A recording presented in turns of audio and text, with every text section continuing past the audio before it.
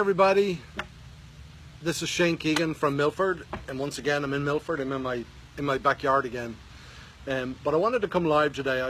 Cynthia and I went to an Irish festival on Saturday up in North Haven here, and we met this other couple, this Irish couple, and we got into this conversation about Irish moms. And I was thinking to myself about my own mom, and some of the wisdom that she has passed on to me over the years. Like I remember we were talking, funny thing, we were talking about haircuts. How, your mom took you to get your haircut, and then when you were old enough to go get your own haircut without your mom was like a big deal, And I remember when I started getting my own haircut, my mom would give me the £2 or whatever it was, and I go to the barber's, and I come back and she'd like kick up a stink because you got your haircut too short. And my mom would say, "Son, that just doesn't look good on you. Your haircut's too short, it doesn't suit you, You don't look like a millionaire with that haircut." And I used to think, "Mom, I'm 14, it's okay." And we were laughing about this stuff on Saturday. But then I was thinking of all of the good things and the wisdom that my mom did pass on to me. To this day, I still practice. And we used to have this expression in our house called books, tapes, and meetings. And books meaning, obviously, books, and tapes meaning these. You remember these? These are old audio tapes we used to put in if any younger kids watching this live, you won't know what this is, but this is how we used to get music. This is how we used to play music. And we used to have these in our house. And the other one was meetings. And if I relate that to today, this is going back 35 to 40 years ago, a long time ago. My mum and my dad and drilling this stuff into me as books. How important it was that what you read had a big part of who you became, As my dad used to say, if you read trashy novels and hang around with bums, chances are you're going to end up being a trashy bum.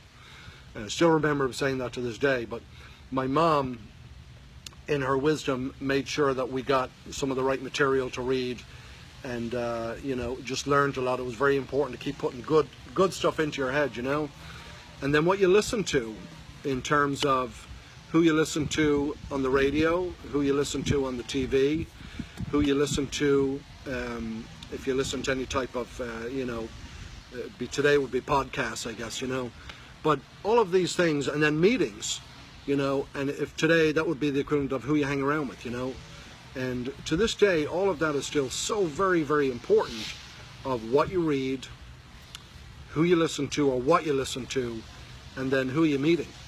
Who do you hang around with? And we all know this, that you're the sum of the 5 people you hang around with the most and all that kind of thing.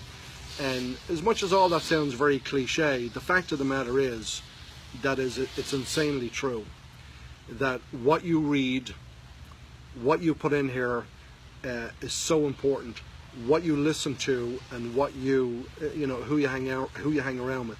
And I'm at this point in my life now, I'm 50 plus years old, and I find myself around men, women, guys and girls my age or maybe a little older, and the programming that's been in their head for so long has come and started from early years, early ages, where they hung out with the wrong people maybe, watched too much garbage on the television, and didn't care to pick up a book, And I talk about this all the time, reading books. My neighbour's just brought out his weed whacker. Sorry. So important that these things, books, tapes, and meetings, and I'll never forget them as being books, tapes, and meetings.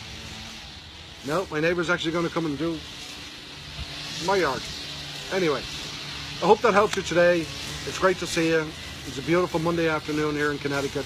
Summer is finally here, and I want to thank my mom for all the wisdom that she's given me over the years relating to what I read, who I hung out with, what I listened to. And Mom, I still practice it today, so it got through. All right? Bye-bye.